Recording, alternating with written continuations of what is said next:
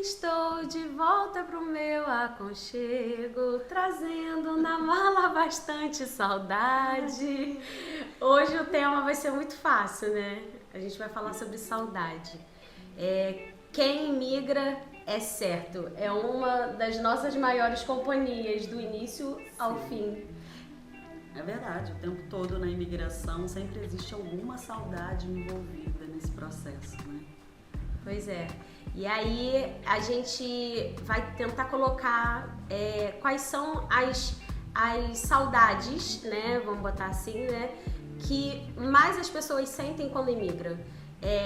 Por exemplo, nós decidimos emigrar para um país que tem muita coisa do nosso país, consome muita coisa do Brasil. Nós somos brasileiros, consome muita coisa. Mas às vezes você tá em casa, imigrou de um estado para o outro, imigrou de um país próximo do nosso, próximo do Brasil. Enfim, tem infinitas formas de imigração, mas por mais que você imigre, para um lugar próximo, há diferenças. Por exemplo, o Brasil é enorme. Sim. Se você for, por exemplo, você foi criado no Nordeste e foi promovido, mudou alguma coisa na sua vida e você teve que emigrar para o Sul. São costumes completamente diferentes. Sim, sim. Tem muita parte, até a parte cultural é muito diferente. Há um tempo atrás eu vi a história de um cartunista que morava na Bahia e se mudou para o sul do Brasil. E ele fala até da percepção da cor de pele dele dentro do próprio Brasil. Na Bahia ele era considerado branco e quando ele foi para o sul ele era considerado negro. E é uma história super interessante. Eu por acaso não lembro o nome do rapaz, mas eu vou tentar pesquisar e coloco na legenda do podcast se vocês se interessarem para conhecer a história dele. E aí a gente tentou pontuar não só a nossa opinião, mas nós temos amigos aqui e sabemos quais são as coisas que mais fazem as pessoas sentirem saudade do seu país, da sua origem, do seu estado, whatever. E a gente viu que foi a saudade da família, principalmente. Saudade do clima, da cultura, né? A gente percebe que, assim, dentro da nossa bolha, é claro, né? As pessoas que estão próximas a gente aqui acabam trazendo muito a percepção de que é importante a gente se aproximar do que nos lembra o Brasil, do que nos lembra quem nós éramos no Brasil. Às vezes a gente nem sabe exatamente o que a gente está sentindo saudade, porque até as cores, os cheiros trazem pra gente alguma saudade. E a saudade tem a ver com familiaridade, né? Então, quando a gente se muda, quando a gente vai para um outro país, um país que não é o nosso, muitas vezes esses cheiros, essas cores, o sotaque, a língua, porque não só aqui em Portugal, mas existem imigrantes brasileiros e falantes da língua portuguesa em todos os lugares do mundo. Muitas vezes o fato de você ter que falar outra língua o tempo inteiro acaba fazendo pra gente, que saudade de falar português, né? Pois é, isso bate forte. E bate. E aí, como ela falou, aqui a gente tem a facilidade do português ser a mesma língua nossa, mas, entre aspas, há uma diferença. Então, o sotaque também sente saudade. Às vezes, por exemplo, no meu trabalho eu ouço uma pessoa falando e eu reconheço o sotaque do meu estado, eu falo, é carioca, né? Aí a gente começa a conversar, desenvolve a conversa de uma maneira gostosa e mata a saudade do país de uma certa forma, conversando com essa pessoa. Catiane também comentou que é muito interessante ela falar sobre cheiro. Às vezes o nível da saudade é tão grande que eu já passei por isso. Foi uma mini alucinação. Eu tava no meu quarto sozinha, com muita saudade do Brasil. Tava já no nível bem alto da saudade. E eu me imaginei com os meus amigos do Brasil, eu deitada na cama, mas eu me imaginei um grupo ali fazendo churrasco, rindo, o outro aqui do lado de cá, conversando, contando piada, o outro do lado de cá, jogando o jogo. E eu senti como se eu estivesse no Brasil, sozinha dentro do meu quarto. É quase uma alucinação. Talvez a psicologia possa explicar um pouco sobre isso, esse nível de saudade. Mas é muito interessante, porque assim, às vezes a gente nem sabe exatamente do que a gente sente saudade. A gente só não se sente tão à vontade dentro daquele espaço. Às vezes a gente até se sente um pouco, eu acho que eu tô ficando triste aqui, será que tá tudo bem mesmo? Será que eu tô bem? E às vezes é a saudade, né? Assim, a Pamela deu esse exemplo, eu já sonhei com o vento quente, eu dirigindo um carro, passando pela ponte Rio-Niterói e o vento entrando no carro. E assim, eu amei ter esse sonho. No final das contas, ter esse sonho pra mim foi estar lá, né? E assim, e não era algo que eu achava extremamente agradável, não. Eu não gostava daquele ventinho quente no meu cangote. Mas que quando a gente tá com saudade, até os pequenos detalhes fazem muita diferença, né? E aí eu fico pensando, né? O que a gente faz com essa saudade?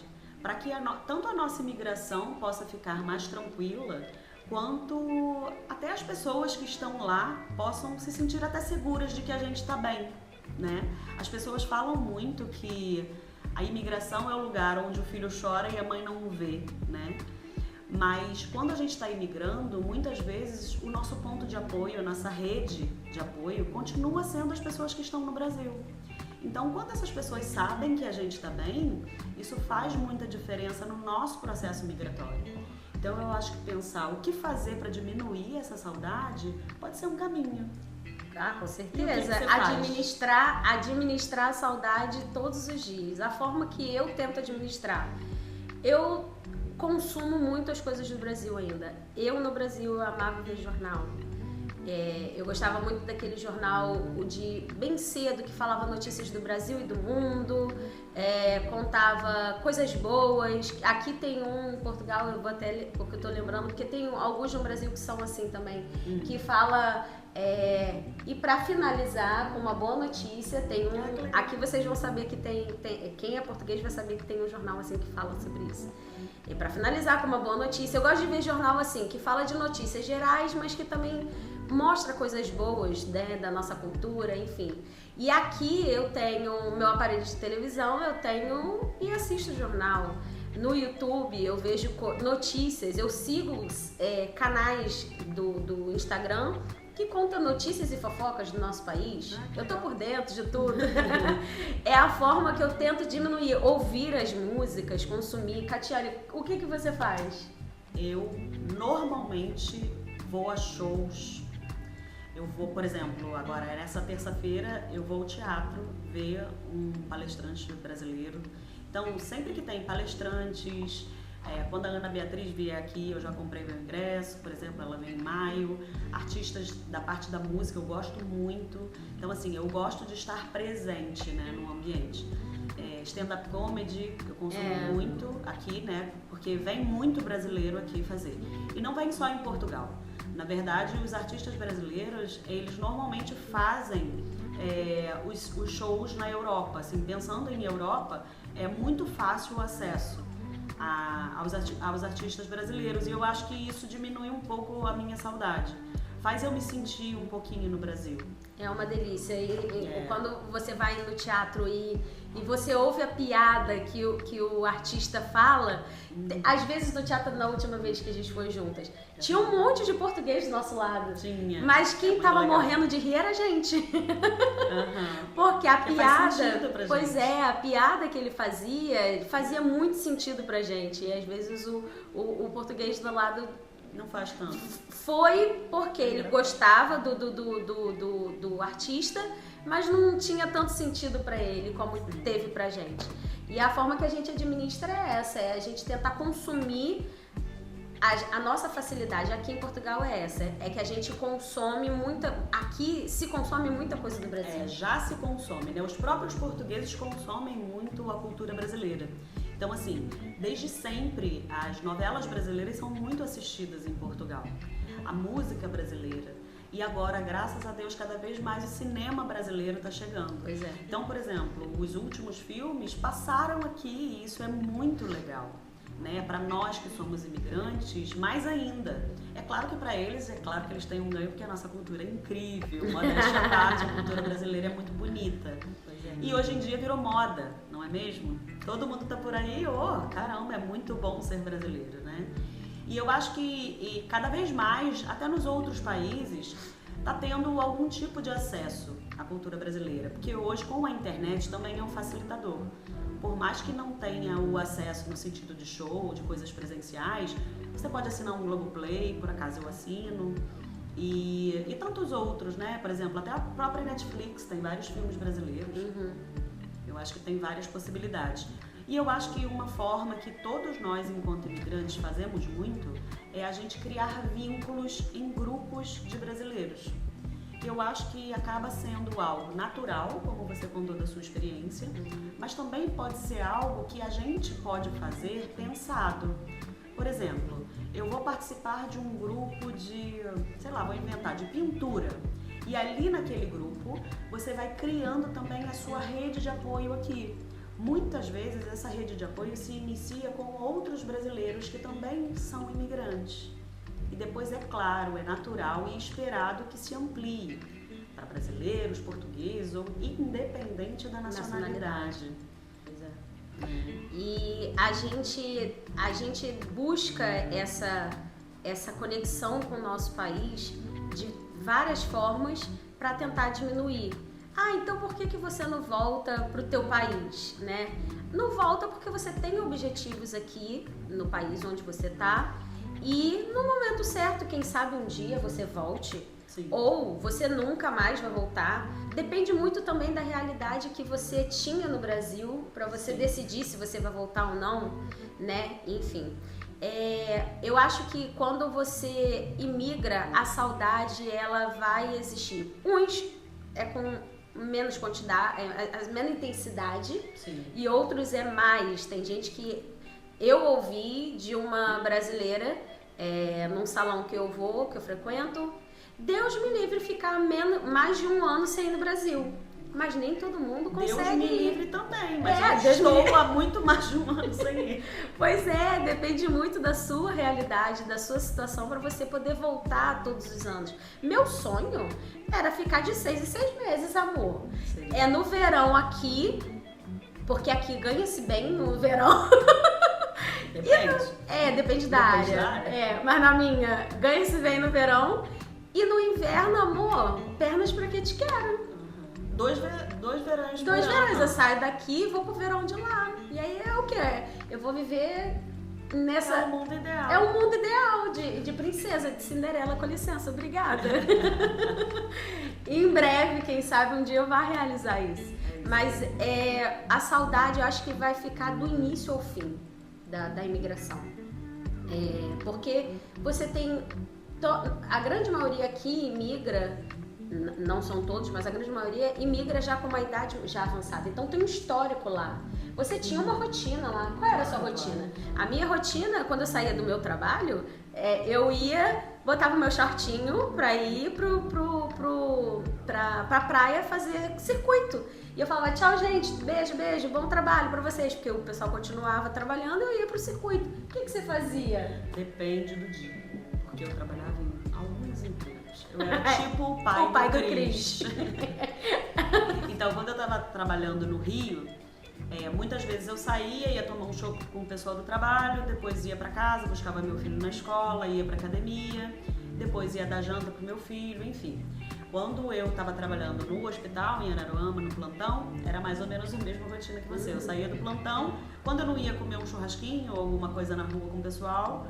E no Brasil existe muito essa prática, né? Assim, enquanto brasileiro, você que está ouvindo, você sabe que isso é verdade. Pois é. O pessoal sair do trabalho e fazer um pós-trabalho, né? Que é bater papo, conversar. E eu fazia muito isso. E eu ia pra praia, porque o hospital que eu trabalhava era pertinho da casa de praia dos meus pais. Então eu normalmente dormia lá porque eu fazia plantões seguidos. Então eu trocava de roupa e ia caminhar na lagoa. Aí agora cortando, Catiane, sem querer, mas já cortando.